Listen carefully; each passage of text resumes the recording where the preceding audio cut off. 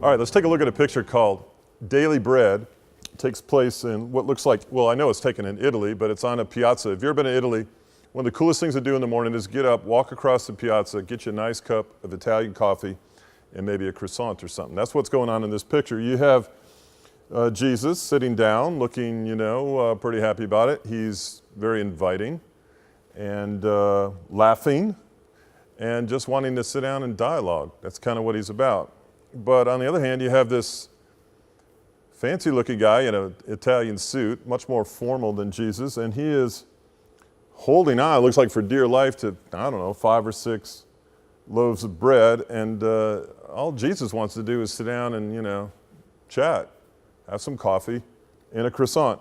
What's the thing going on here? What's this all about? If you want to have an understanding of God in your life and the nature of God, what's his personality like? What's he all about? And how would that make a difference to you?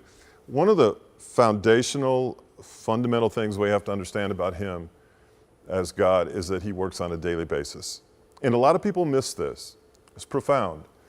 Give us this day our daily bread. God is interested in meeting our needs today, and God is interested in you and I experiencing him today. The guy in the Italian suit, he has a different program going on. He's worried about all next week. He's worried about whether he's going to be taken care of a month from now.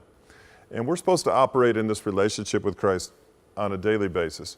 If you go back to the Old Testament, maybe you've heard this story before, when God provided manna for the Israelites, each and every day they would go to gather it. Every day, gather that day's provision.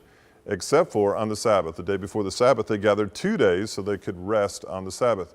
God is very much interested in meeting you where you are and meeting your needs today. He doesn't want us worrying about tomorrow. In fact, Jesus said, don't worry about tomorrow.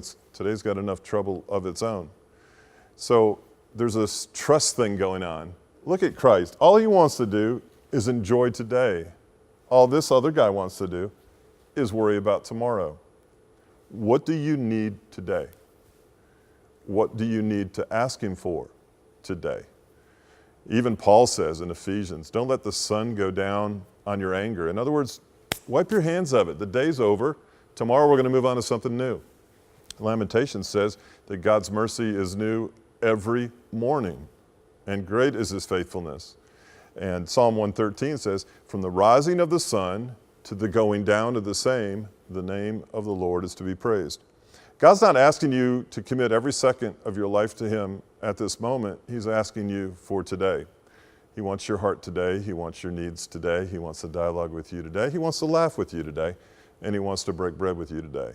That's him as a provider looking out for you. So don't let today go by without partaking of his daily bread. There it is, daily bread.